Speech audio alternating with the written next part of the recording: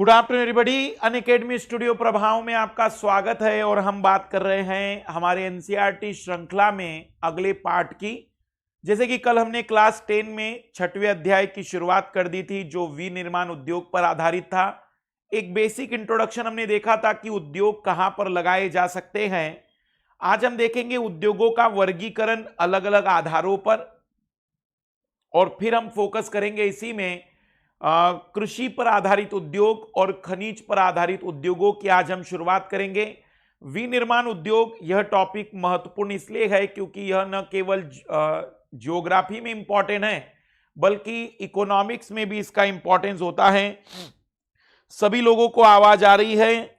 सभी लोगों को गुड आफ्टरनून जो हमारे साथ जुड़ चुके हैं, सभी लोगों को गुड आफ्टरनून जो जुड़ चुके हैं। आइए शुरुआत करते हैं आज के क्लासेस की। जैसे कि आप लोगों को पता है कि क्लास 10 में हमारी एनसीईआरटी श्रृंखला का अब ये 56 नंबर का लेक्चर है और एक हम कहेंगे कि बहुत ही लंबा पथ चलते हुए हम इस श्रृंखला में यहां तक पहुंचे हैं। अगर हम बात करें तो इस समय अनअकैडमी प्लस पर लगभग 70 से ज्यादा या 77 से ज्यादा एजुकेटर जुड़ चुके हैं। एक बेहतरीन ऑप्शन आपके पास उपलब्ध है कि आप अनअकैडमी प्लस पर अपने यूपीएससी की तैयारी को एक बेहतर डायरेक्शन दे सकते हैं। और इसी चीज में कि आपको एडमिशन से पहले कोई डाउट आ रहा हो या एडमिशन से पहले आपको कोई भी डाउट हो तो आज शाम को हमने एक स्पेशल क्लास रखा है जिसमें आप अपने सारे डाउट हमें पूछ सकते हैं। और स्पेशली हमने सीसेट की स्ट्रेटजी पर रखा है ताकि आप लोगों को सीसेट की स्ट्रेटजी में पूरी क्लैरिटी ला सके। अगर हम बात करें तो इस समय अगर आप एडमिशन लेना चाहते हैं अनअकैडमी प्लस पर तो वैसे 1 ईयर का एडमिशन मैं प्रेफर करता हूं। उसका केवल एक ही रीजन है क्योंकि यूपीएससी के एग्जाम में महीने 2 महीने की तैयारी में कुछ नहीं होता है। 1 ईयर का ये जो सब्सक्रिप्शन है ये 40,000 का आपको केवल 36,000 में मिलेगा बशर्ते आप MK लाइव रिफर कोड को यूज करते हैं। MK live refer code use करने पर ये सब्सक्रिप्शन आपको 36,000 में मिलता है। इस 1 ईयर के सब्सक्रिप्शन में आपको हमारे द्वारा कराया गया पूरा जीएस और पूरा सीसेट मिलेगा, पर इसके अलावा आपको सारे एजुकेटर्स की लाइव क्लासेस और रिकॉर्डेड क्लासेस भी मिलेगी। इसके अलावा आपको पूरा टेस्ट सीरीज भी अवेलेबल होगा। इसके अलावा आपको सारा कंटेंट और एनसीईआरटी की पूरे विषयों की क्लास मिलेगी जो आपका फाउंडेशन बहुत मजबूत कर देगा। ऑप्शनल पेपर का भी आपका इसी में फीस इंक्लूड है। तो 1 ईयर के सब्सक्रिप्शन में आपको ये सारी चीजें मिलती हैं।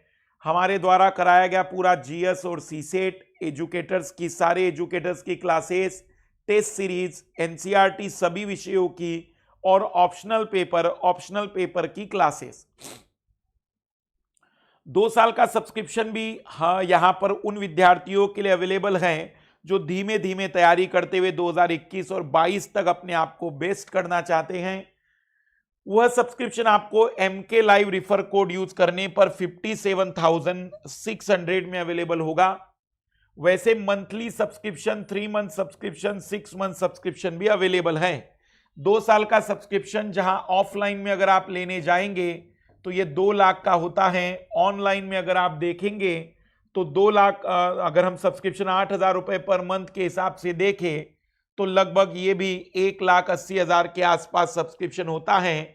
लेकिन आप इस सब्सक्रिप्शन को 1,92,000 की जगह केवल 57,600 में ले सकते हैं बशर्ते आप लोग MK लाइव रिफर कोड को यूज करते हैं। आइए शुरुआत करते हैं। हम बात कर रहे हैं विनिर्माण उद्योग पर। क्लास 10 का हमारा ये 6वां अध्याय है और आज हमारा फोकस्ड होगा विभिन्न प्रकार के या विभिन्न टाइप के उद्योग या उद्योगों का वर्गीकरण।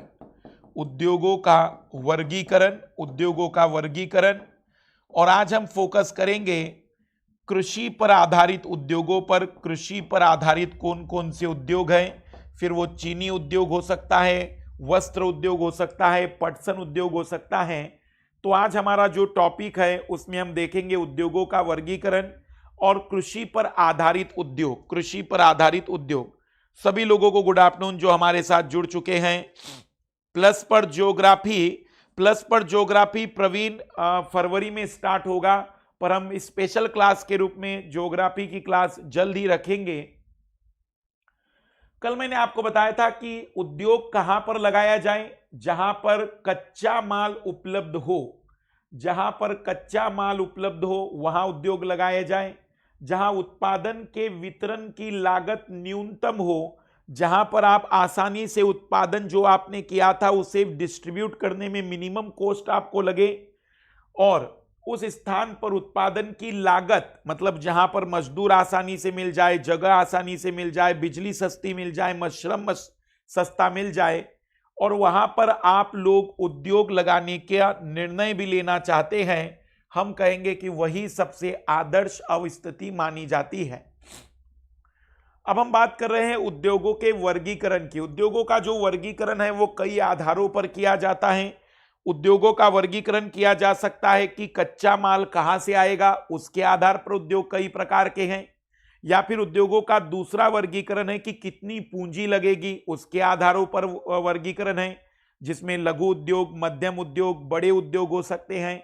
या फिर उद्योगों का वर्गीकरण इस आधार पर किया जा सकता है कि वह रोजमर्रा के हैं या फिर वह कोई आधारभूत उद्योग है। तो उद्योगों के वर्गीकरण के आधार बहुत सारे हैं। हम सभी आधार जो भी एनसीईआरटी ने दिए हैं उनके आधारों पर उद्योगों के वर्गीकरण की शुरुआत कर रहे हैं। अगर हम उद्योगों के वर्गीकरण की बात करें तो रोजमर्रा के इस्तेमाल की विभिन्न औद्योगिक उत्पादों की अगर हम सूची बनाएं तो ट्रांजिस्टर, बिजली का बल्ब, वनस्पति तेल, सीमेंट, कांच का सामान, पेट्रोल, माचिस, स्कूटर, वाहन, दवाइयां, ये कुल हमारे रोजमर्रा की जीवन के उद्योगों से जुड़े हुए सामान हैं। विभिन्न मापदंडों के आधार पर उद्योगों का वर्गीकरण किया जाता है, जैसे प्रयुक्त कच्चे माल के आधार पर। कच्चे माल के आधार पर उद्योग दो प्रकार के हैं, या तो वह कच्चा माल कृषि पर आधारित होगा या तो वह कच्चा माल खनिज आधारित होगा। अगर वह कच्चा माल कृषि पर आधारित है तो वह सूती वस्त्र उद्योग हो सकते हैं, ऊनी वस्त्र उद्योग हो सकते हैं, पटसन उद्योग हो सकता है, रेशम वस्त्र उद्योग हो सकता है, रबर उद्योग हो सकता है, चीनी उद्योग हो सकता है, चाय, कॉफी या वनस्पति तेल उद्योग हो सकते हैं। ऐसे उद्योग जहां पर रॉ मटेरियल हमें कृषि से मिलेगा, हम उसे कहेंगे कि वह कृषि पर आधारित उद्योग है।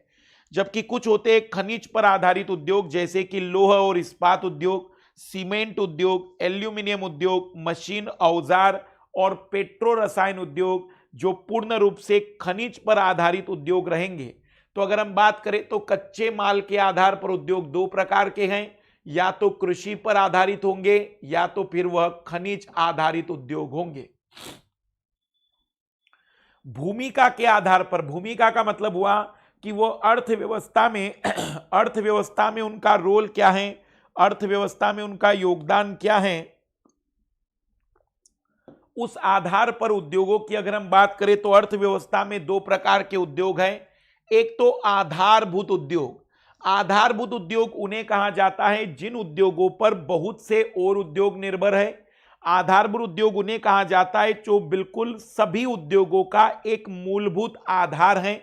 जैसे अगर आपको कार बनानी है तो आपको लोहा लगेगा, तो लोहे को हम कहेंगे कि एक आधारभूत उद्योग है, क्योंकि उस लोहे के उद्योग पर न केवल कार उद्योग निर्भर है बल्कि उस लोहे के उद्योग पर बिल्डिंग के निर्माण से लेकर, इमारत के निर्माण से लेकर, हम कहेंगे कि रेलवे जो डिब्बे बनेंगे, रेलवे ट्रैक बनेगा, या फिर हम कहेंगे कि सभी लगभग बहुत सारे उद्योग उस पर निर्भर हैं। तो जब किसी एक उद्योग पर बहुत सारे उद्योगों की निर्भरता हो, ऐसे उद्योगों को हम कहेंगे कि वो आधारभूत उद्योग है, जिनके उत्पादन या कच्चे माल पर दूसरे उद्योग निर्भर होते हैं, जैसे कि लोह इस्पात उद्योग, तांबा प्रगलन और एल्यूमिनियम प्रगलन उद्योग। क्योंकि लोहा, तांबा न केवल बिजली के सामान बनाने के लिए बल्कि बहुत सारे बर्तन उद्योग से लेकर बहुत सारे अलग अलग उद्योगों में इनका सीधा योगदान मिलेगा। उपभोक्ता उद्योग, जो उत्पादन उपभोक्ताओं के सीधे उपयोग हेतु आते हैं, जैसे कि चीनी, दंतमंजन, कागज, पंखे, सिलाई मशीन। तो हम अगर बात करें तो उनकी भूमिका कैसी है, क्या वह अन्य उद्योगों के लिए एक रॉ मटेरियल बनाने वाले उद्योग है तो वह आधारभूत उद्योग है, और अगर वो उपभोक्ताओं को या फिर हमारे रोजमर्रा के सामान का बनाने वाले उद्योग हैं तो वह उपभोक्ता उद्योगों में शामिल किए जाएंगे। मतलब भूमिका के आधार पर उद्योग दो प्रकार के हैं, आधारभूत उद्योग और उपभोक्ता उद्योग।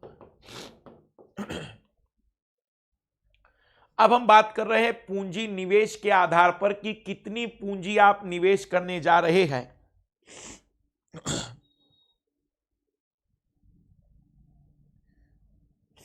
कोई बात नहीं है, पर बाद में रिकॉर्डिंग क्लासेस देखते चलो बनवारी लाल। अब हम पूंजी निवेश के आधार पर बात कर रहे हैं कि पूंजी कितनी लगी, क्या पूंजी 1 करोड़ की लगी, क्या पूंजी 5 करोड़ की लगी, क्या पूंजी बहुत ज्यादा लग रही है।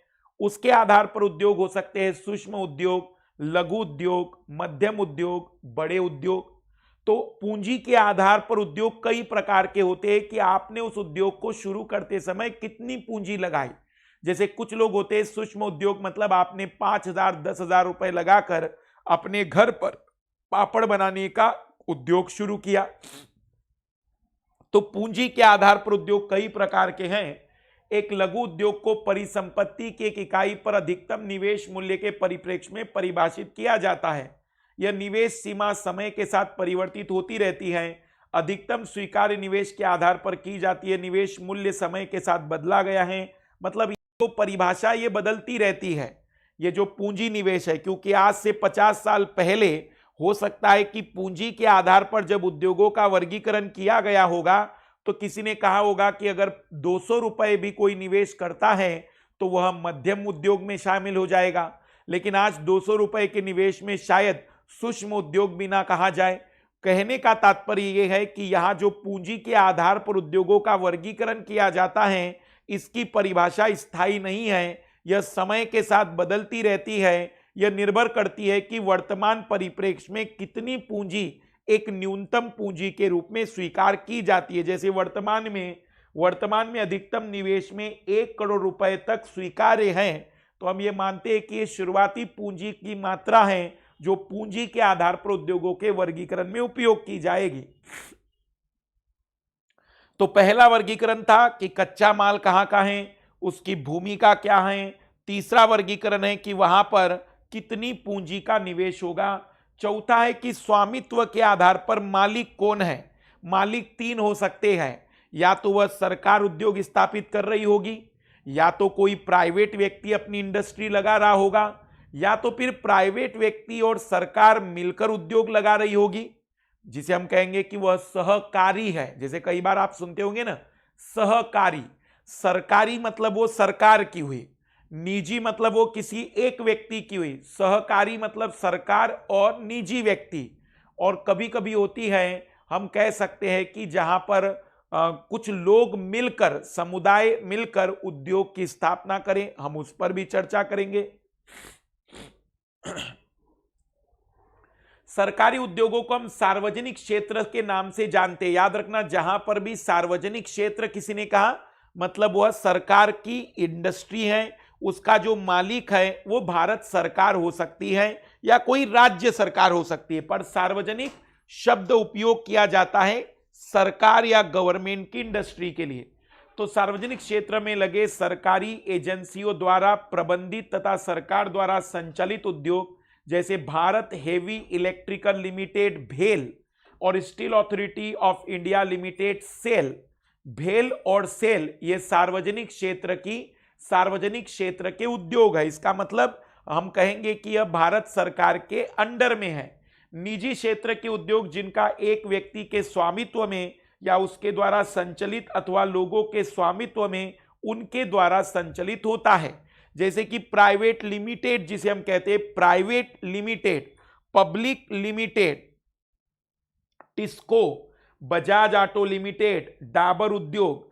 तो टिस्को, बजाज ऑटो लिमिटेड, डाबर उद्योग संयुक्त उद्योग। वैसे उद्योग जो राज्य सरकार और निजी क्षेत्र के संयुक्त प्रयास से चलाए जाते हैं, जैसे ऑयल इंडिया लिमिटेड संयुक्त उद्योग हैं।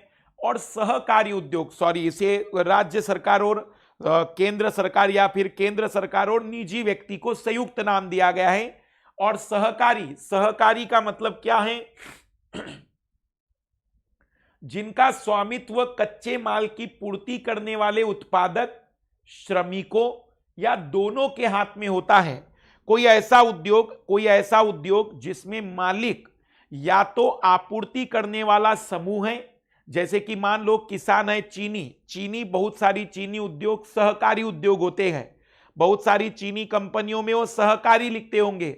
ऐसा इसलिए लिखते होंगे क्योंकि या तो उसका जो पूरा का पूरा निर्णय लेने वाले लोग होंगे वह उत्पादन करने वाले, गन्ने का उत्पादन करने वाले किसानों का संगठन होगा, और साथ ही साथ हो सकता है कि वहां काम करने वाले मजदूर जब किसी उद्योग का संचालन करने लगे तो हम उसे कहते हैं सहकारी उद्योग। सहकारी उद्योग संसाधनों का कोष संयुक्त होता है तथा लाभ हानि का विभाजन भी अनुपातिक होता है। जैसे महाराष्ट्र के चीनी उद्योग, केरल के नारियल पर आधारित उद्योग, केरल के नारियल पर आधारित उद्योग।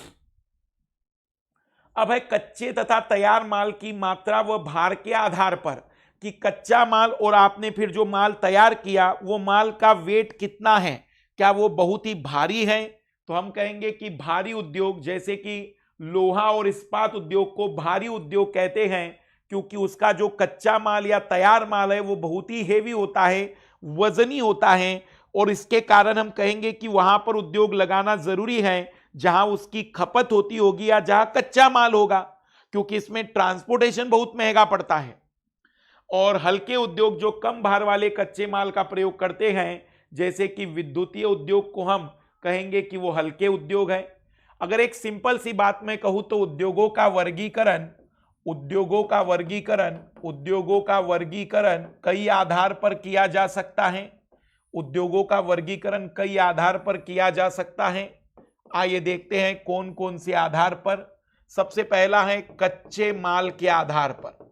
कच्चे माल के आधार पर उद्योग दो प्रकार के हैं, कृषि पर आधारित और खनिज पर आधारित। फिर दूसरे हैं भूमिका पर आधारित। भूमिका के आधार पर कि उनकी भूमिका कैसी है, क्या वो बाकी उद्योगों के लिए जरूरी भी हैं, तो आधारभूत उद्योग या उपभोक्ता उद्योग। फिर तीसरा है, और फिर तीसरे उद्योग हैं हम कहेंगे पूंजी की मात्रा के आधार पर। पूंजी की मात्रा के आधार पर तो पूंजी की मात्रा के आधार पर सूक्ष्म उद्योग हो सकते हैं, लघु उद्योग हो सकते हैं, मध्यम उद्योग हो सकते हैं और बड़े उद्योग हो सकते हैं। इनकी परिभाषा हम इकोनॉमिक्स में आपके साथ डील करेंगे। फिर चौथे उद्योग जैसे कि अभी हमने चर्चा की कि चौथे अगर हम बात करें उद्योगों के वर्गीकरण में, कच्चे माल और उसके मालिक के आधार पर, मालिक स्वामित्व के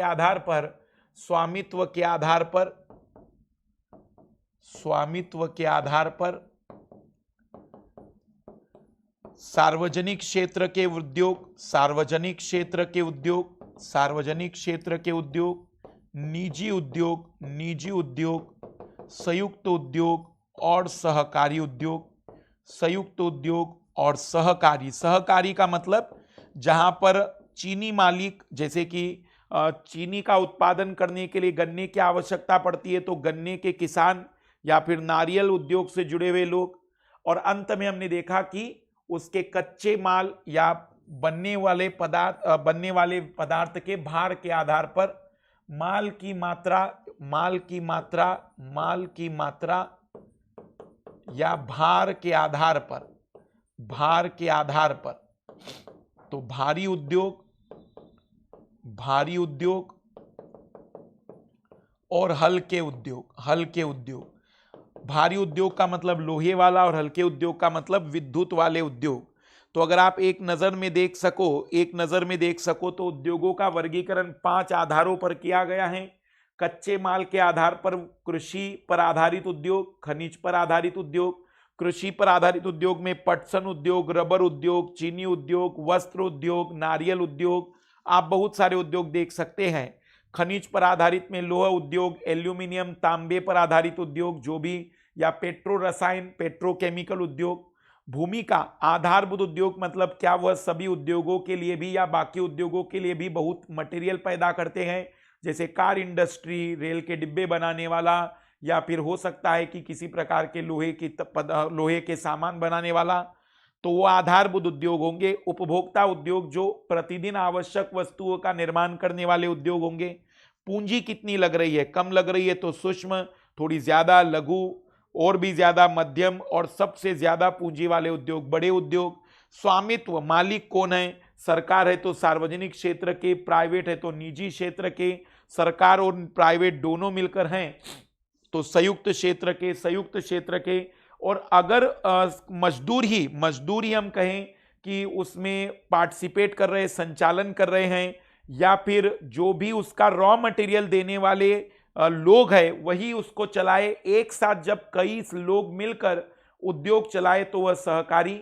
और माल की मात्रा के आधार पर या उनके भार के आधार पर भारी उद्योग और हल्के उद्योग, भारी उद्योग और हल्के उद्योग की हम बात कर सकते हैं। अब हम शुरुआत करने जा रहे हैं इसमें सबसे पहले कच्चे माल के आधार पर, जो सबसे महत्वपूर्ण है।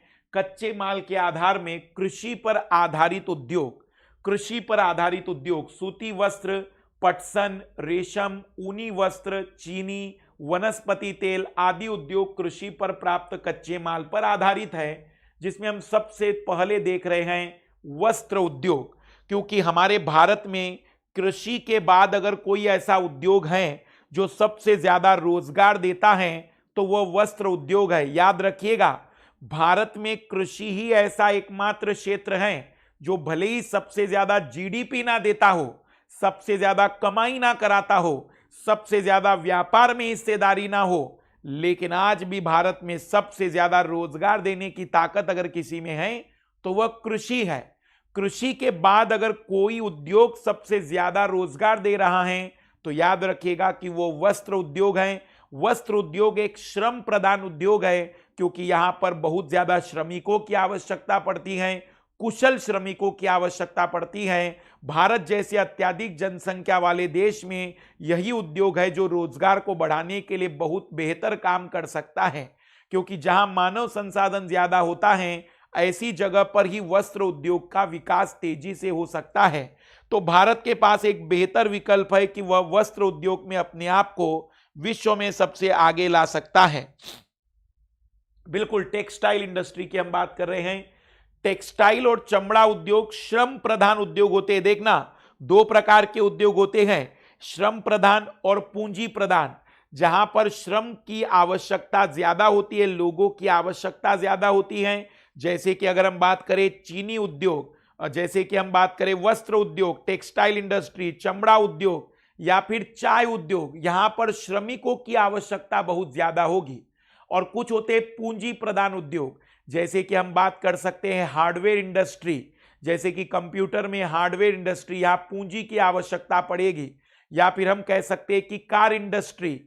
भारत आज भी पूंजी प्रधान उद्योगों में उतनी अग्रणीयता नहीं रखता जितनी कि श्रम प्रधान उद्योगों में, क्योंकि भारत के पास श्रमिकों की संख्या बहुत ही ज्यादा है। और याद रखिएगा कि भारत कभी भी श्रम प्रधान उद्योगों पर ही फोकस करें, क्योंकि भारत की आबादी अभी बहुत ज्यादा है। जिस दिन भारत की आबादी हम कहेंगे कि अब कम हो रही है, तब हम पूंजी प्रधान उद्योग पर ध्यान दे सकते हैं। वैसे भी भारत अभी भी एक विकासशील देश है जिसके पास पूंजी की कमी है, और पूंजी की कमी होने के कारण अभी भी वह पूंजी प्रधान उद्योग में उतनी अग्रणीयता नहीं रख सकता है जितना कि श्रम प्रधान उद्योगों में। इसलिए टेक्सटाइल इंडस्ट्री, चमड़ा इंडस्ट्री, चाय इंडस्ट्री हमारे पास एक ऐसे विकल्प है जो विश्व में बाकी देशों से हम अपने आप को आगे कर सकते हैं।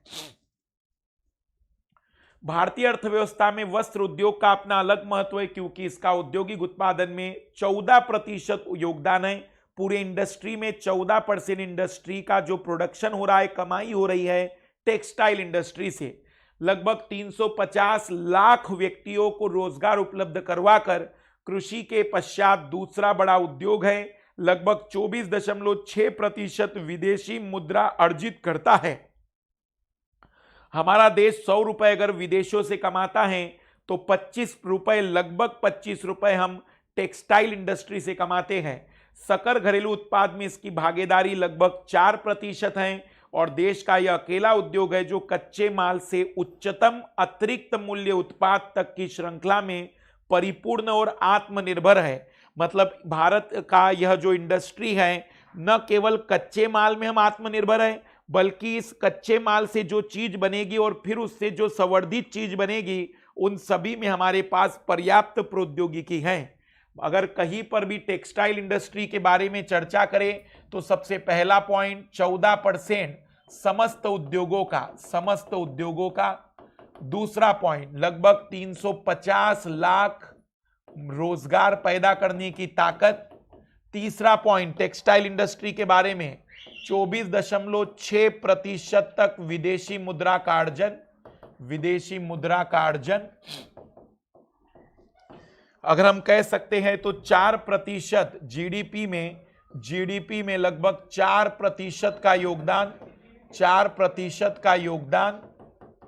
और हम कह सकते हैं कि हमारी इसमें पूर्ण रूप से आत्मनिर्भरता स्पष्ट करती है कि वस्त्र उद्योग हमारे भारत के लिए कितना इंपॉर्टेंट काम कर सकता है।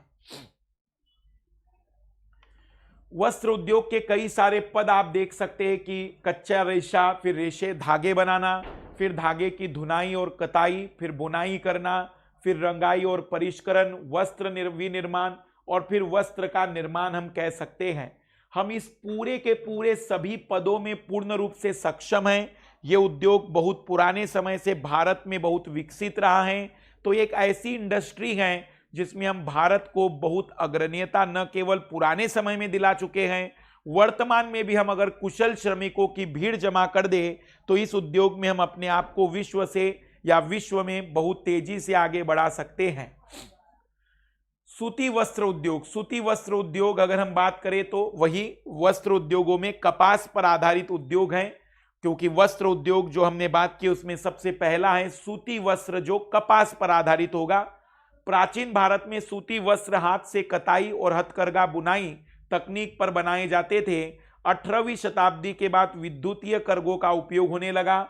उपनिवेशिक काल के दौरान हमारे परंपरागत उद्योगों को बहुत हानि हुई, क्योंकि हमारे उद्योग इंग्लैंड के मशीन निर्मित वस्त्रों से स्पर्धा नहीं कर पाए।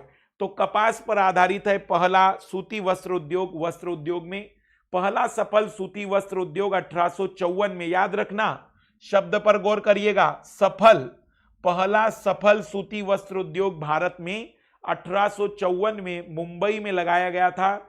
यूरोप 2 विश्व युद्धों से जूझ रहा था तथा भारत इंग्लैंड के अधीन था। ऐसे में इंग्लैंड में कपड़े की मांग आपूर्ति हेतु भारतीय सूती वस्त्र उद्योग को प्रोत्साहन मिला। उस जमाने में 1854 के जमाने में पूरे यूरोप में जैसे कि युद्ध की स्थिति हम देखते थे आज से 20 साल पहले एशिया में, वैसे पूरे यूरोप में 1854 के जमाने में हमेशा युद्ध चलते ही रहते थे। और ऐसी परिस्थिति में भारत का ये जो पूरा का पूरा उद्योग था, यह कहीं ना कहीं ब्रिटेन के सामक्ष में था, ब्रिटेन के कब्जे में था। तो भारत को उसका एक बेनिफिट मिला, लेकिन भारतीयों को उसका बेनिफिट नहीं मिला। भारतीय सूती वस्त्र उद्योग को उसका लाभ जरूर मिला, लेकिन भारतीयों को इसका कोई लाभ नहीं मिला। अगर हम बात करें तो ये 2009, 10, 11 का डाटा है, इसे नहीं भी याद रखोगे तो चलेगा, बट इतना जरूर देख सकते हो कि कारखाने और मिलों की अगर हम बात करें तो कुल कितने हैं, एक आइडिया दिया गया है प्रतिशत वाइज, बट उसे मत ध्यान देना क्योंकि अपडेट डाटा को हम ज्यादा फोकस करेंगे। आरंभिक वर्षों में सूती वस्त्र उद्योग महाराष्ट्र और गुजरात के कपास उत्पादन क्षेत्र तक सीमित था, और वहां इसलिए भी था क्योंकि न केवल महाराष्ट्र और गुजरात के 2 बड़े शहर, या हम कहेंगे कि महाराष्ट्र और गुजरात का समुद्र तट से संपर्क होना, बल्कि साथ ही साथ कपास का वह एक उत्पादक क्षेत्र भी रहा है। इसलिए कच्चा माल वहीं पर मिलता था और वहीं से हम उसे इंग्लैंड भेज सकते थे। इसी कारण से भारत में प्रारंभ में सूती वस्त्र उद्योग वहीं पर विकसित हुए। कपास की उपलब्धता, बाजार, परिवहन, पत्तनों की समीपता, श्रम, नमी युक्त जलवायु आदि कारकों ने इसके स्थानीयकरण को बढ़ावा दिया। इस उद्योग का कृषि से निकट का संबंध है और कृषकों, कपास चुनने वालों, गांठ बनाने वालों, कताई करने वाले, रंगाई करने वाले, डिजाइन बनाने वाले, पैकेट बनाने वाले, सिलाई करने वाले यह जीविका प्रदान करता है। तो अगर एक बात करें कि एक कपास के कच्चे माल से लेकर एक वस्त्र के निर्माण तक में आप देख सकते हैं कि कितने पद में हमें श्रमिकों की आवश्यकता पड़ेगी। तो एक बहुत बड़ा श्रम प्रदान उद्योग है, एक ऐसा उद्योग है जो पूरे के पूरे भारत में हम ये कह सकते हैं कि आज भी अधिकतर आबादी को रोजगार देने की ताकत रखता है। इस उद्योग के कारण रसायन, रंजक, मिल स्टोर और पैकेजिंग सामग्री और इंजीनियरिंग उद्योग की मांग बढ़ती है। फलस्वरूप इन उद्योगों का विकास होता है। यद्यपि कताई कार्य महाराष्ट्र, गुजरात, तमिलनाडु में केंद्रित है, लेकिन सूती, रेशम, जरी, कशादीकारी आदि में बुनाई के परंपरागत कौशल और डिजाइन देने के लिए बुनाई अत्यधिक विकेंद्रीकृत है। इसका मतलब ये हुआ कि अगर हम बात करें तो आज भी ये उद्योग वहीं पर हैं, लेकिन इसके अब बहुत सारे ऐसी चीजें हो चुकी है, बहुत सारे ऐसे स्टेप हो चुके हैं जो पूरे भारत में अब वितरित या डिस्ट्रीब्यूट हो चुके हैं। अगर हम बात करें तो भारत में सूती वस्त्र उद्योग बहुत पुराने समय से रहा है, लेकिन कहीं ना कहीं यह जो ब्रिटिश सरकार रही, इसने भारतीय सूती वस्त्र उद्योगों का विकास वैसे नहीं होने दिया जैसे कि उस जमाने में हो सकता था। आगे बढ़ने से पहले कुछ लोगों के डाउट देख लेते हैं। टेलीग्राम पर पीडीएफ आपको मिलेंगे, टेलीग्राम पर पीडीएफ आपको मिलेंगे। और अब आप हमारे पर्सनल टेलीग्राम चैनल से भी जुड़ सकते हैं, हमारे पर्सनल टेलीग्राम चैनल से भी जुड़ सकते हैं। Madhukar sir official, Madhukar sir official आप अगर सर्च करेंगे तो आपको मिल जाएगा। इसमें आपको बहुत सारे नोट्स भी अवेलेबल कर दिए जाएंगे, बहुत सारे नोट्स भी अवेलेबल कर दिए जाएंगे, तो इसे आप ज्वाइन कर सकते हैं। अभी तो ठीक ठाक है, अभी तो ठीक है हेल्थ हमारी, लेकिन अभी भी उतना रिकवरी नहीं है। पर आप इंतजार करिएगा, आज शाम की क्लासेस में हम एक्सप्लेन करेंगे सीसेट की स्ट्रेटजी ही नहीं, आपके सारे व्यक्तिगत डाउट जो भी होंगे उसे भी हम दूर करेंगे। पर आइए हमारे एनसीईआरटी श्रृंखला में बस अब 1 या 2 और क्लास होगी, जिसमें क्लास 10 खत्म हो जाएगा और फिर हम आ जाएंगे क्लास 11 की एनसीईआरटी, जो सबसे ज्यादा इंपॉर्टेंट और जिसका सबसे ज्यादा इंतजार किया जा रहा था। भारत में कताई उत्पादन विश्व स्तर का है, लेकिन बुना वस्त्र कम गुणवत्ता वाला है, क्योंकि यह देश में उत्पादित उच्च स्तरीय धागे का अधिक प्रयोग नहीं कर पाता। बुनाई का कार्य हथकरघों, विद्युत करघों व मिलों में होता है। हाथ से बुनी खादी कुटीर उद्योग के रूप में बुनकरों को उनके घरों में बड़े पैमाने पर रोजगार प्रदान कराता है। भारत जापान को सूत का निर्यात करता है, मतलब कच्चा माल है ये भी एक तरीके का। भारत में बने सूती वस्त्र के अन्य आयातक देश संयुक्त राज्य अमेरिका, इंग्लैंड, रूस, फ्रांस, पूर्वी यूरोपियन देश, नेपाल, सिंगापुर, श्रीलंका और अफ्रीका के देश है। तो आज भी भारत फाइनल या अंतिम कपड़े का निर्माण तो नहीं करता, लेकिन फिर भी वह कुछ पदों का निर्माण करके भारत से फिर जापान, अमेरिका, इंग्लैंड इन देशों में भेजता है। फिर वहां से वह ब्रांडिंग होकर भारत में वापस महंगे दामों पर बेचे जाते हैं। स्पिंडल्स तकुओं की क्षमता के रूप में भारत को विश्व में दूसरा स्थान प्राप्त है। स्पिंडल्स मतलब वो जो धागों की पिंडियां होती है, इसमें चीन का प्रथम स्थान है। भारत में इनकी संख्या वर्ष 2011-12 के अनुसार 431 लाख थी। 1980 के दशक के मध्य से कताई क्षेत्र को भरपूर महत्व दिया जा रहा है। सूती रेशे के विश्व व्यापार में हमारे देश की भागीदारी काफी महत्वपूर्ण है। यह कुल अंतरराष्ट्रीय व्यापार का लगभग 1/4 भाग है, लेकिन तैयार वस्त्र के कुल व्यापार में यह हिस्सा केवल 4% है। आप जरा इसको आइडिया लगाइए, हमारे देश से जितना भी धागा बनकर जा रहा है या हमारे देश से जितना भी सूत बनकर जा रहा है, वो पूरे विश्व के सूत का लगभग 25% है। लेकिन जब हमारे देश की हिस्सेदारी आती है तैयार कपड़े में, तो वह केवल 4% है। इसका मतलब हम बहुत अच्छे उत्पादक तो हैं रॉ मटेरियल के, लेकिन हम एक अंतिम उत्पादक नहीं बन पा रहे हैं वस्त्र उद्योग में। हो सकता है इसमें हमारी प्रौद्योगिकी कमी हो सकता है हमारे इसमें कुशल श्रमिकों की कमी हो सकता है कि वर्तमान में टेक्नोलॉजी जैसी होनी चाहिए थी या फिर आधारभूत संरचनाएं जैसी होनी चाहिए थी वो हमें नहीं मिल रही हो। लेकिन यह सोचने की बात है कि हम इस विश्व में 25% सूत बनाने वाले देश हैं, लेकिन बना बनाया कपड़ा जब बाजार में आता है तो पूरे विश्व में हमारा योगदान केवल 4% का है, बल्कि ये 25 की जगह मैं कह सकता हूं 30%, 40% होना चाहिए। तब जाकर हम भारत जैसे देश में उत्पादन को और भी बढ़ा सकते हैं। हमारे कताई कारखाने विश्व स्तर पर प्रतिस्पर्धा कर सकते हैं और हम जो सूत पैदा करते हैं उसका उपभोग करने में सक्षम है। देखिएगा पॉइंट क्या है। लेकिन बुनाई और कताई तथा प्रक्रमण इकाइयां देश में उत्पन्न किए गए उच्च कोटि के धागे का उपयोग नहीं कर पाती हैं। इस क्षेत्र में कुछ ही बड़े और आधुनिक कारखाने हैं तथा अधिकतर छोटी और बिखरी हुई इकाइयां ही हैं जिसका उत्पादन स्थानीय बाजार की मांग को ही पूरा कर पाता है।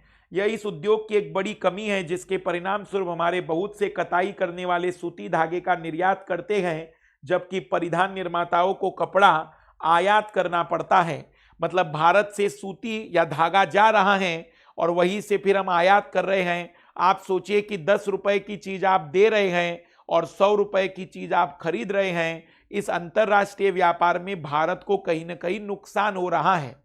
तो अगर इस पूरे के पूरे डाटा से हमें एक जानकारी स्पष्ट रूप से क्लियर हो रही है कि भारत ने बहुत अच्छा तो उत्पादन कर लिया है, लेकिन अभी भी सूती का, अभी भी धागे का, अभी भी कपड़ों के निर्माण में हम अग्रणी नहीं हो पाए हैं। यद्यपि लंबे रेशे वाली कपास के उत्पादन में महत्वपूर्ण वृद्धि दर्ज की गई है, तथापि इसे आयात करने की आवश्यकता महसूस की जाती है। विशेषतः बुनाई और अन्य संबंधित क्षेत्रों में अनियमित विद्युत आपूर्ति को दूर करने तथा नई मशीनों का उपयोग करने की आवश्यकता है। अन्य समस्याओं में कम श्रमिक उत्पादकता और कृत्रिम वस्त्र उद्योग से प्रतिस्पर्धा आदि। आजकल कृत्रिम वस्त्र का मतलब जो भी प्राकृतिक रेशे थे उसकी जगह पर पॉलीमर उपयोग किए जाते हैं, और पॉलीमर के जो कपड़े होते हैं वह उनकी कीमत बहुत कम होती है, उनका टिकाऊपन थोड़ा ज्यादा होता है। इस कारण से उनसे भी कंपटीशन करने में बड़ी कठिनाई आ रही है।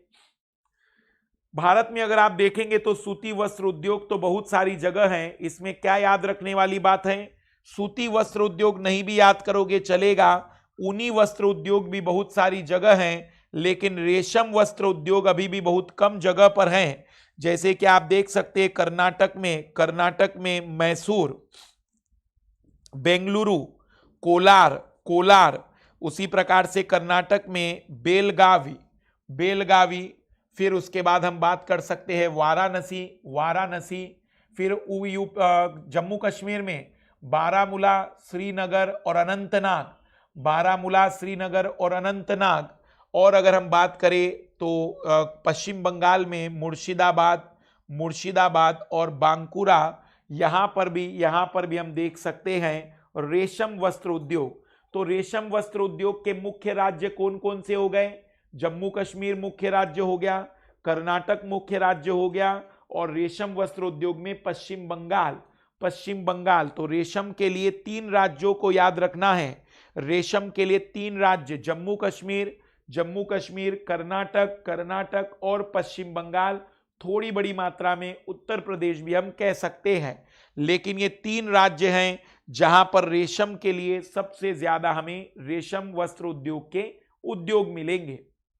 अब हम बात कर रहे हैं पटसन उद्योग। पटसन समझते हैं कि नहीं? सबसे पहले तो आप लोगों ने पटसन अगर नहीं देखा हो तो मैं आपको आइडिया दिलाता हूं। पुराने समय में, पुराने मतलब 4 से 5 साल पहले, चीनी की जो बोरियां होती थी खाकी कलर वाली, वही पटसन होता है। खाकी कलर का जो कलर वाला एक थैला होता था उसी को पटसन कहते। उसको कई लोग अपने अलग अलग नामों से जानते हैं। चीनी उद्योग में इसकी कंपलसरी कराई गई थी भारत सरकार के द्वारा। राजस्थान पुलिस के लिए सुरेश ये टॉपिक तो उतना महत्वपूर्ण नहीं है, पर यूपीएससी के नजर से और इकोनॉमिक्स के नजर से टॉपिक बहुत ही महत्वपूर्ण है। धन्यवाद। बिल्कुल अच्छी टेक्नोलॉजी वर्तमान में हम ये कह सकते हैं। बिल्कुल हमारे पर्सनल टेलीग्राम पर आप आंसर भी भेज सकते हैं। तो आप लोगों को पर्सनल टेलीग्राम पर यदि आंसर भेजना है तो भेज सकते हैं। मधुकर सर ऑफिशियल के नाम से आप ढूंढ सकते हैं। केवल और केवल तकनीकी पिछड़ापन भारत में उद्योगों के पिछड़ेपन के लिए जिम्मेदार माना जाता है। भारत पटसन और पटसन निर्मित सामानों का सबसे बड़ा उत्पादक, बांग्लादेश के पश्चात दूसरा बड़ा निर्यातक है। तो भारत सबसे बड़ा उत्पादक है और भारत निर्यातक में दूसरे स्थान पर है। तो पटसन उद्योग में सबसे पहली बात, सबसे बड़ा उत्पादक, विश्व में सबसे बड़ा उत्पादक है और निर्यातक में दूसरे स्थान पर है। निर्यातक में हम दूसरे स्थान पर हैं क्योंकि विश्व का सबसे बड़ा निर्यातक बांग्लादेश है। वर्ष 2010-11 में भारत में लगभग 80 पटसन उद्योग थे। आप लोगों को मैंने बताया था कि भारत का जब विभाजन हुआ था तो सबसे ज्यादा नुकसान अगर किसी इंडस्ट्री को हुआ था तो वो पटसन इंडस्ट्री थी, क्योंकि विभाजन के पश्चात जो आज का बांग्लादेश है, पहले वो पूर्वी पाकिस्तान था, तो वहां पर पूरा रॉ मटेरियल मतलब पूरे किसान वहीं पर पटसन उगाते थे। और हमारा जो कोलकाता हुगली वाला क्षेत्र है वहां पर इंडस्ट्री थी। विभाजन के बाद इंडस्ट्री रह गई भारत में और उत्पादक क्षेत्र रह गए बांग्लादेश में। नुकसान दोनों को हुआ था, लेकिन जो सबसे ज्यादा नुकसान हुआ वह पटसन इंडस्ट्री को हुआ था।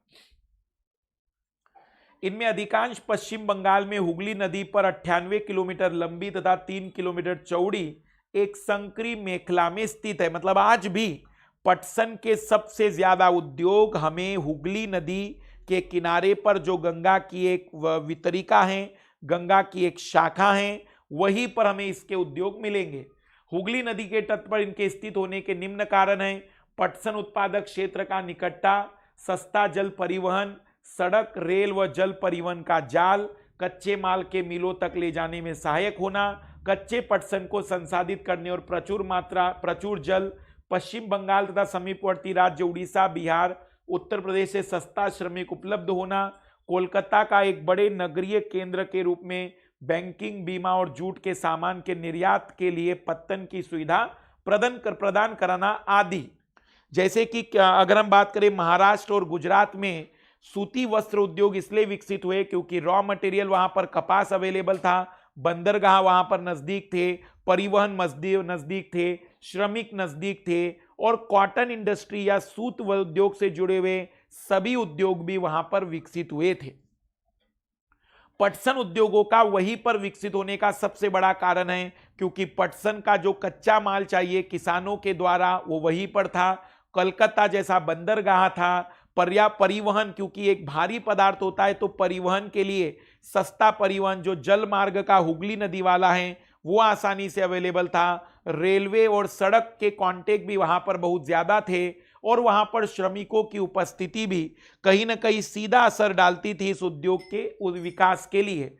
तो पटसन उद्योग कलकत्ता में और कपास पर आधारित सूती वस्त्र उद्योग महाराष्ट्र और गुजरात में, रेशम वस्त्र उद्योग कर्नाटक, जम्मू कश्मीर, पश्चिम बंगाल में।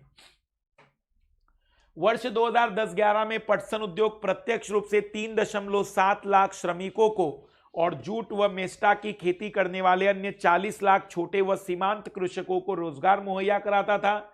इस उद्योग से अन्य अनेक लोग अप्रत्यक्ष रूप से जुड़े हैं। उस उद्योग की चुनौतियों में अंतर्राष्ट्रीय बाजार में कृत्रिम वस्त्रों से और बांग्लादेश, ब्राजील, फिलीपींस, मिस्र, थाईलैंड जैसे अन्य देशों से कड़ी प्रतिस्पर्धा शामिल है।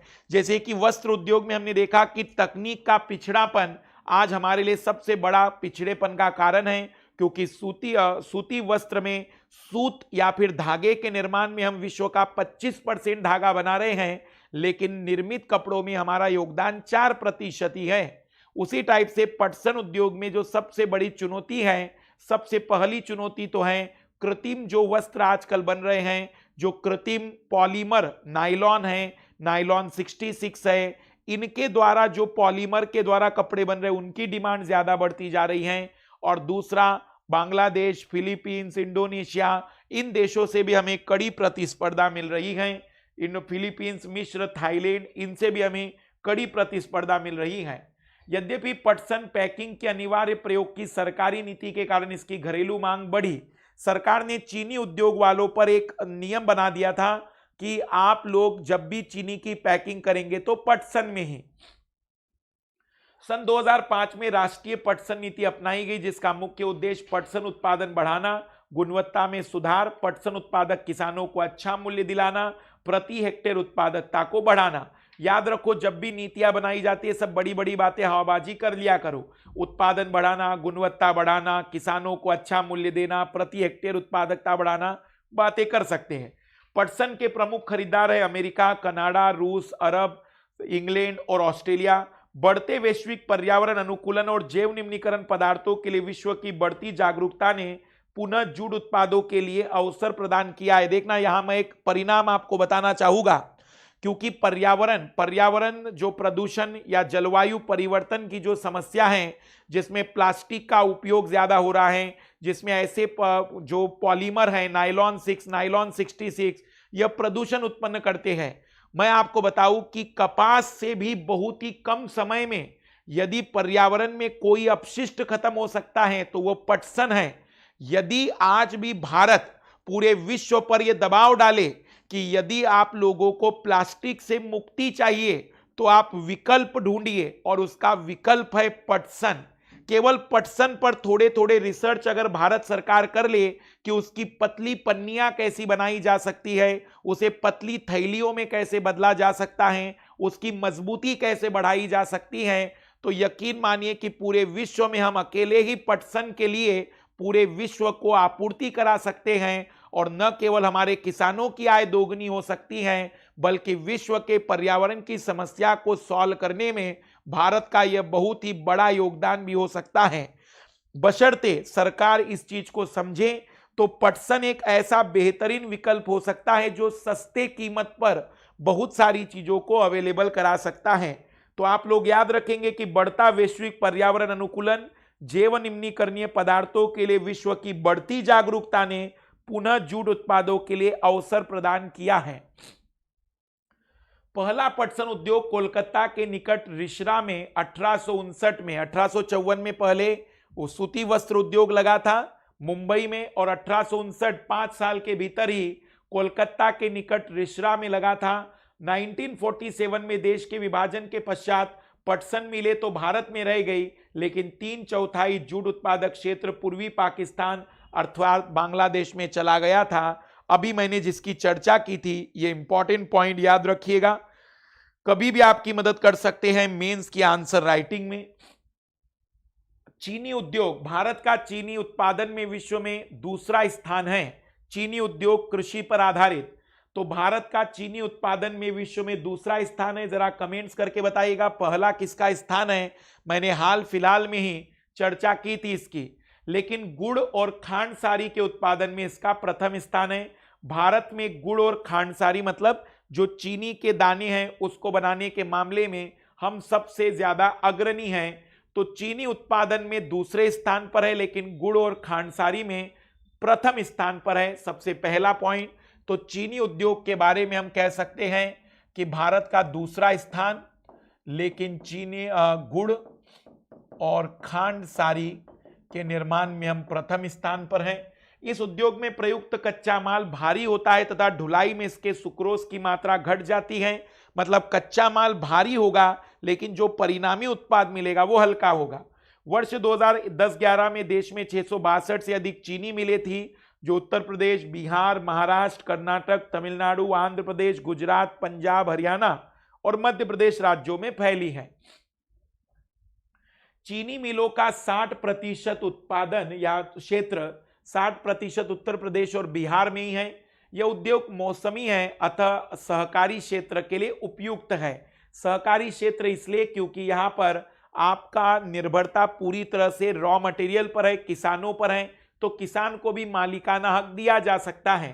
पिछले कुछ वर्षों से इन मिलों की संख्या दक्षिण और पश्चिमी राज्यों में, विशेषकर महाराष्ट्र में बढ़ी है। इसका मुख्य कारण यहाँ के गन्ने में अधिक सुक्रोज की मात्रा है, अपेक्षाकृत ठंडी जलवायु गुणकारी है, और इसके अतिरिक्त इन राज्यों में सहकारी समितियां भी सफल रही है। आप लोगों को एक बड़ी बात मैं बताऊं कि 2016 का यूपीएससी मेंस का सवाल था कि पिछले कुछ वर्षों से, पिछले कुछ दशकों से चीनी उद्योगों का जो विकास दक्षिण भारत या पश्चिम भारत में हुआ है, उसके क्या कारक है। मुझे लगता है कि अगर उसने कक्षा 10वीं की एनसीईआरटी भी पढ़ ली होती तो शायद इस उत्तर को बड़े आसानी से लिख सकता था। सबसे पहला तो यहाँ के गन्ने में सुक्रोज की मात्रा का अधिक होना, क्योंकि गन्ने में सुक्रोज की मात्रा ज्यादा होगी तो चीनी का उत्पादन ज्यादा होगा। यहाँ की काली मिट्टी, यहाँ की जलवायु, यहाँ की उत्पादकता यहाँ पर सुक्रोज की मात्रा को बढ़ा रही है। और सबसे बड़ा कारक, पहला कारक है सुक्रोज की मात्रा। यहाँ का जो गन्ना होगा थोड़ा मोटा भी रहेगा, उसके अंदर रस भी ज्यादा मिलेगा तो उत्पादन भी ज्यादा मिलेगा। दूसरा, ठंडी जलवायु। जनरली यहां पर गन्ने का उत्पादन तापमान के कम होने के कारण प्रति हेक्टेयर ज्यादा मिलता है, और जब प्रति हेक्टेयर ज्यादा उत्पादन मिलेगा तो चीनी मालिकों को भी और किसानों को भी लाभ ज्यादा मिलेगा। और इसी का सीधा इफेक्ट रहा कि दक्षिण भारत में चीनी मिलों की संख्या धीमे धीमे बढ़ती चली गई। तीसरा, सहकारी समितियां। उत्तर भारत में, उत्तर प्रदेश और बिहार में कोई सहकारी समितियां नहीं है। मैक्सिमम के जो ऑनर हैं, जो मालिक हैं, वो कोई ना कोई राजनेता, कोई ना कोई उद्योगपति या किसी न किसी प्रकार का व्यवसायी है। अगर हम बात करें तो जब किसान ही मालिक बन गए तो किसानों को सीधा लाभ प्राप्त हो रहा है। उन लोगों ने जी जान लगा दी इस क्षेत्र में अपने आप को अग्रणी करने में। तो तीन बड़े कारक जिसके कारण भारत के दक्षिण हिस्से में चीनी मिलों की संख्या बढ़ गई। एक तो सुक्रोज की मात्रा का ज्यादा होना, जलवायु बेहतर होना जिसके कारण प्रति हेक्टेयर उत्पादन ज्यादा मिला, और सहकारी समितियों के गठन ने चीनी मालिक के रूप में उन्हें दर्जा दिया, और कहीं ना कहीं सीधे लाभ प्राप्ति में किसान वहां पर शामिल हुए, जिसका सीधा असर यह हुआ कि वहां पर चीनी मिलों की संख्या बढ़ती चली गई, वहां पर चीनी मिलों की संख्या बढ़ती चली गई। तो याद रखिएगा, इस प्रकार की चीजें आपके लिए बहुत ज्यादा जरूरी रहेगी। इस उद्योग की प्रमुख चुनौतियां, जैसे कि सूती वस्त्र उद्योग की चुनौती थी प्रतिस्पर्धा का मिलना, प्रौद्योगिकी का पिछड़ापन। पटसन की चुनौती थी कृत्रिम वस्त्र का और बाकी देशों की कंपटीशन। चुनौतियां क्या हैं? इस उद्योग का अल्पकालिक होना। एक मौसमी उद्योग है, ये पूरे साल भर ये काम नहीं चलता है, एक अल्पकालिक है। पुरानी और असक्षम तकनीक का इस्तेमाल, परिवहन असक्षमता से गन्ने के समय पर कारखानों में न पहुंचना तथा खोई का अधिकतम इस्तेमाल न कर पाना। खोई इसका एक साइड प्रोडक्ट होता है। और याद रखो कि चीनी उद्योग बहुत बेहतरीन उद्योग इसलिए माना जाता है क्योंकि इसके डबल मुनाफा है। एक तरफ तो चीनी निकालने के बाद जो खोई बचेगी, उस खोई को अगर एक अच्छी इंडस्ट्री डाली जाए तो बड़ी मात्रा में एल्कोहल में बदला जा सकता है। तो एक तरफ तो हम कहेंगे कि आम के आम गुठलियों के दाम, मतलब जो बचा हुआ पदार्थ है वो चीनी से भी महंगा बिक सकता है, बशर्ते उसे सही तरीके से प्रसंस्कृत किया जाए, उसको सही तरीके से प्रौद्योगिकी अवेलेबल कराई जाए। अगर इस क्षेत्र में बहुत अच्छा ध्यान दिया जाए तो पूरे विश्व को एल्कोहल के निर्यात में भारत अग्रणीता ला सकता है। भारत बड़ी मात्रा में एल्कोहल का निर्माण कर सकता है। उसके लिए जरूरी क्या है? उसके लिए जरूरी क्या है? केवल और केवल एक ही चीज कि अगर हम उसकी खोई का उपयोग बड़ी संख्या में अच्छी प्रौद्योगिकी लगाकर कर सके। तो क्या क्या चुनौतियां हैं? एक तो इसका मौसमी होना, तकनीक का पिछड़ापन और खोई का बेहतर उपयोग न होना, और गन्ने का समय पर न पहुंचना। अब कल्पना करो कि गन्ना जब काटा गया और जब मिल तक पहुंचा उसमें 15 दिन लग गए, तो गन्ने के अंदर का जो पानी था वो वाष्पीकृत होना शुरू हो जाएगा क्योंकि वो सूख रहा है, और जिसके कारण उत्पादकता सीधी गिर जाती है, खोई की मात्रा गिर जाती है। तो परिवहन साधन अगर अच्छे होंगे, सूती मिल और गन्ने के बीच के दूरी को हम कम कर दें, और साथ ही साथ आसानी से गन्ने को चीनी मिल में आसानी से पहुंचा पाना संभव हो, तो बड़े तेजी से उत्पादन को बढ़ाया जा सकता है। तो ये पहले उद्योग थे जो कृषि पर आधारित उद्योगों की बात थी। कृषि पर आधारित उद्योगों में सबसे पहले वस्त्र उद्योग की हमने बात की है, लेकिन वस्त्र उद्योग में सूती वस्त्र हो गया, पटसन हो गया और रेशम हो गया। तो पटसन, रेशम और सूती वस्त्र का रॉ मटेरियल कपास, पटसन में रॉ मटेरियल पटसन, और रेशम में वो हमें रेशम की आवश्यकता पड़ेगी। फिर दूसरा हमने देखा है चीनी उद्योग, जो भी हमारे लिए बहुत महत्वपूर्ण हो सकता है। चीनी उद्योग भी हमारे लिए महत्वपूर्ण हो सकता है। फिर दूसरे उद्योग है खनिज पर आधारित उद्योग। वे उद्योग जो खनिज और धातुओं को कच्चे माल के रूप में प्रयोग करते हैं खनिज आधारित उद्योग कहलाते हैं। जैसे लोहा तथा इस्पात उद्योग। खनिज आधारित उद्योगों की जो बात होगी याद रखिएगा, ये आधारभूत उद्योगों में शामिल किए जाते हैं, आधारभूत उद्योगों में शामिल किए जाते हैं। खनिज आधारित उद्योगों की शुरुआत हम कल करेंगे, देख लेते हैं आप लोगों की कोई डाउट अगर हो तो। और आज शाम की क्लास में हम देखेंगे सीसेट स्ट्रेटजी और आपके जितने भी डाउट होंगे वो सभी।